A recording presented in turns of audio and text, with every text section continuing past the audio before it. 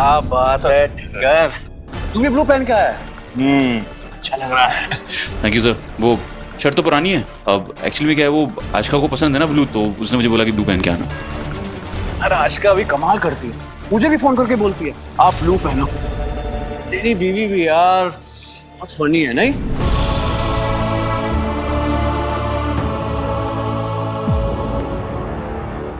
वाह,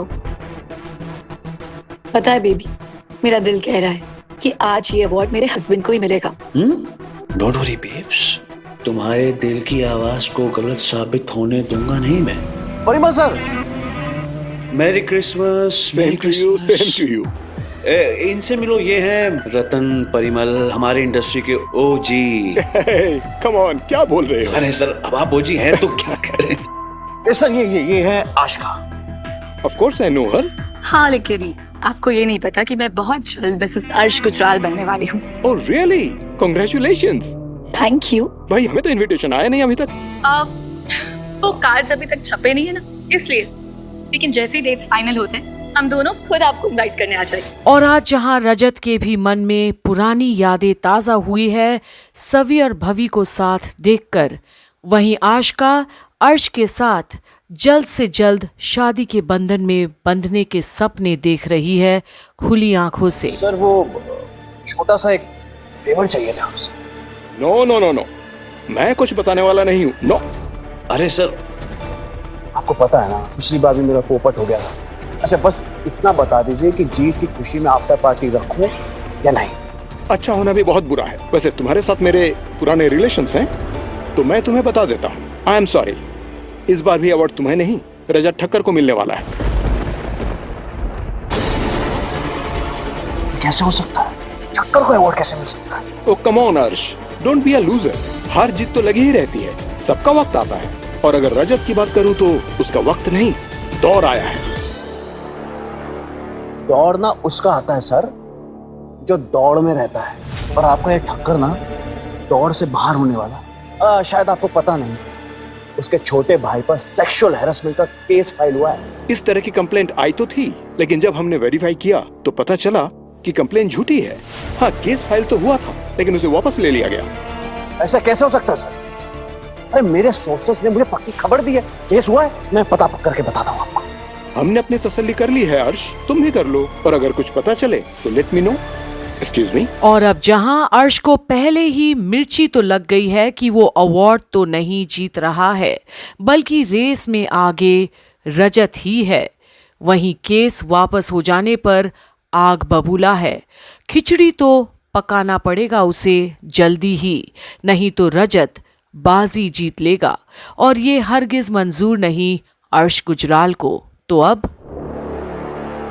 हेलो तापसी, वो जो तुमने केस फाइल किया था ना, आई थिंक अब समय आ गया हमें मीडिया के सामने आ जाना चाहिए। एक्चुअली ये ठक्कर ना अपने पैसों के बल पर उस केस को दबाना चाहता है, और मुझे लगता है कि अब हमें उन पर प्रेशर डाल देना चाहिए। मैंने केस वापस ले लिया है, आपको ज्यादा सोचने की जरूरत नहीं है।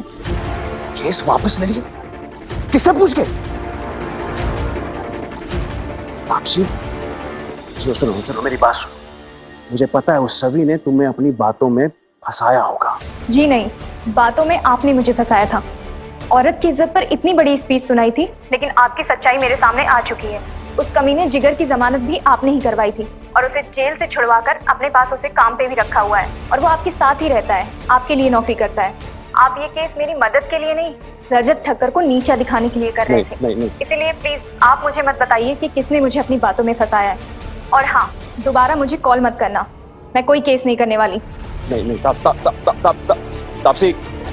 और अब तापसी की ये बात सुनकर तो जैसे अर्श की हवा ही निकल गई हो। बना बनाया प्लान को चौपट कर दिया है तापसी ने, और अर्श को पता है कि ये किसके कहने पर हुआ है। सवी ने मेरे पूरे प्लान पे पानी फेर दिया। इस बार फिर ठक्कर अवार्ड जीत जाएगा और मैं ताली बजाता रह जाऊंगा बस। और वहीं अब आशिका की तरफ भी इशारा तो है अर्श का कि वो अब शायद लकी चार्म तो नहीं रही उसकी, जहां रजत आज बुलंदी पर है। लेडीज एंड जेंटलमैन, अब वो घड़ी आ गई है जिसके लिए हम सब यहाँ आए हैं। एशिया का the best commerce award goes to the man behind RT enterprises, mister Rajat Thakkar.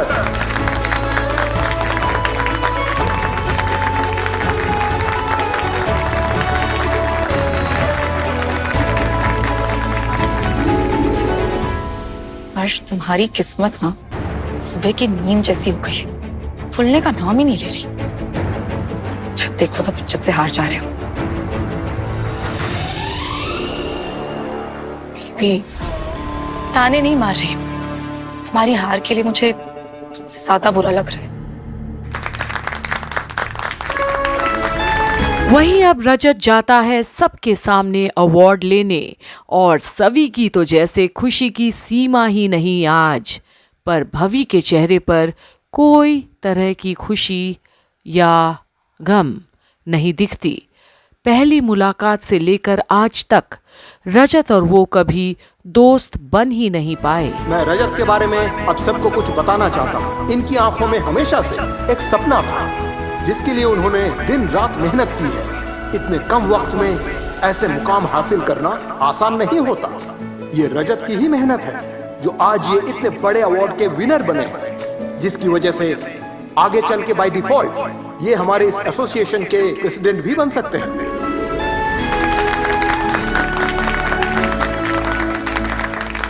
मैं हमारी ज्यूरी के एक नए मेंबर को भी स्टेज पे बुलाना चाहूंगा, जिनकी तरफ से रजत को काफी सपोर्ट मिला है, मिस्टर अनुभव देशमुख। मिस्टर देशमुख, अब प्लीज स्टेज पे आइए और मिस्टर रजत को उनकी ट्रॉफी प्रदान कीजिए, जो है एक खूबसूरत सी कार।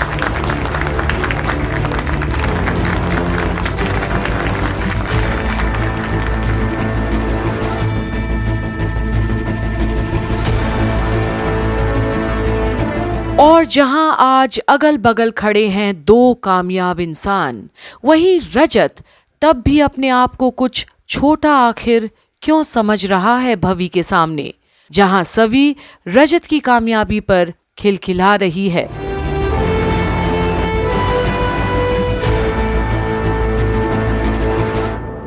Congratulations mister Thakkar.